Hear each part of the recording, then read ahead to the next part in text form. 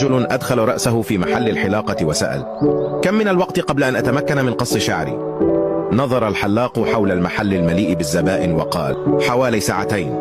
غادر الرجل، وبعد بضعة أيام أدخل الرجل نفسه رأسه في الباب وسأل: كم من الوقت قبل أن أتمكن من قص شعري؟ نظر الحلاق إلى المحل وقال: حوالي 3 ساعات. غادر الرجل، وبعد أسبوع حشر نفس الرجل رأسه في المتجر وسأل: كم من الوقت قبل أن أتمكن من قص شعري؟ نظر الحلاق حول المحل وقال: حوالي 1.5 ساعة. غادر الرجل.